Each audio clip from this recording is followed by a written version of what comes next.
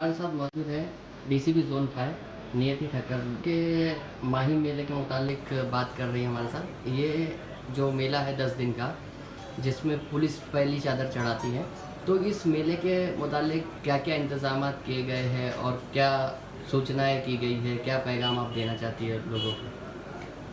पीर मखदूम शाह बाबा के ऑनर में ये जो मेला हर साल मनाया जाता है यहाँ पर, इसके तीन मेन मुख्य भाग रहते हैं। एक अपना दरगाह रहती है, दूसरा खाऊ गली रहती है और तीसरा रेती बंदर पे जो झूले लगते हैं। तो इन तीनों के हिसाब से हमने तीनों ही जगहों पर सीसीटीवी लगाने वाले हैं, पुलिस के वॉच टावर्स रखने वाले हैं, मिसिंग के हम एक सेल बनाने वाले हैं जो गुमशुदा हो जाते हैं बच्चे, उनको खोज करने के लिए। और आपातकालीन व्यवस्था जो होनी चाहिए, फायर की हो गई, पुलिस की हो गई, कुछ एक्सीडेंट हो जाता है उस हिसाब से हो गई, तो आपातकालीन व्यवस्था पर भी हमने पूरा ध्यान दिया है। और सब जगह जहाँ जहाँ पुलिस की ज़रूरत है वहाँ रिक्वायरमेंट हम फुलफ़िल करेंगे।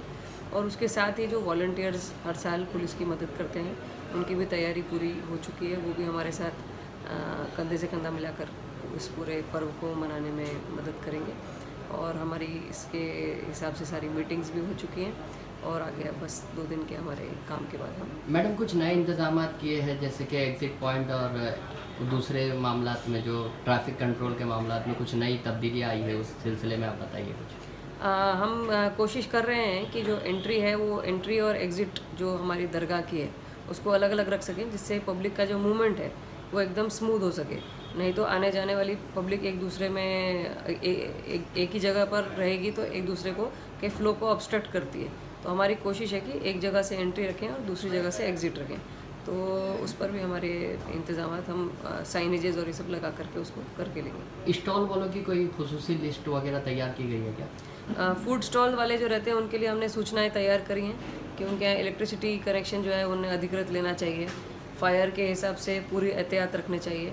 बहुत बड़ा हादसा अभी हाल ही में हम देखेंगे दिल्ली में हो गया, उस प्रकार से कोई हादसा फायर करना हो, क्योंकि बहुत सारे पब्लिक यहाँ पर रहती है, लोग रहते हैं, फैमिलीज़ के साथ आते हैं, तो ऐसा कोई हादसा हमारे यहाँ नहीं होना चाहिए। इसकी पूरे एहतियात जो खाने वाले स्टॉल्स है खास करके उनको रखने चाहिए, क्योंकि वहाँ फायर तो रहती है खाना बनाने के वहाँ पर। हमसे बात करने के लिए शुक्रिया। हमारे साथ अभी मौजूद है सोहेल खंडवानी जी, जो दरगाह के मैनेजिंग ट्रस्टी हैं। सोहेल जी बताइए, पूरा इंतज़ामात किस तरह से किए हैं आपने, और 10 रोज़ा मेला किस तरह से आपका चलेगा और किस तरह से आपके वॉलंटियर्स पुलिस के साथ काम करेंगे? माहिम दरगाह का मेला जो है वो 11 तारीख से चालू होगा और 20 तारीख तक उसका आगाज़ रहेगा। और इसके लिए हम लोग ने काफ़ी टीम को लगा के रखे। हमारे लगभग 120 से 140 वॉलंटियर्स हैं जो पुलिस को असिस्ट करते हैं। और इसमें काफ़ी स्टैट्यूटरी बॉडीज़ भी इन्वॉल्व है, जैसा BMC है, बॉम्बे पोर्ट ट्रस्ट है, कलेक्टर है, फायर ब्रिगेड है, रेलवे पुलिस है। तो इसमें सबके साथ में एक टीम वर्क होता है और सबका असिस्टेंस हमारे को मिलता है, क्योंकि मखदूम शाह बाबा जो पुलिस के साथ में जो ताल्लुक़ है, उनकी खुद की एक मखदूम शाह बाबा मुंबई पुलिस कमेटी भी है, जो हर साल पहला चादर उनके वहाँ से चढ़ता है। सो वो एक दूसरे को कॉम्प्लीमेंट करती है हर एजेंसी, और इसमें पूरी कोशिश करते हैं कि ज़ायरीन जो यहाँ आ रही है और लोग जो मेले में आते हैं तो उसको कितनी सहूलत हम पहुँचा सकें। माहिम दरगाह एक प्रोफेशनल बॉडी है जो ISO सर्टिफाइड है, तो हर साल हम अपने आप को देखते हैं कि उसका वैल्यू एडिशन कैसा होए, हम अपने आप को इम्प्रोवाइज़ कैसा करें। और लोगों से ये भी अपील है कि यहाँ आ रहे हैं इधर तो उसमें बहुत ही एहतराम से आवे, बिकॉज ये एक एहतराम का भी दर है। ठीक है, मेले में आप लोग इंजॉय भी करते हो, बट जब इधर आते हो तो इस्लाम में ये भी है कि ढोल ताशा जो है इतना ये नहीं होना चाहिए।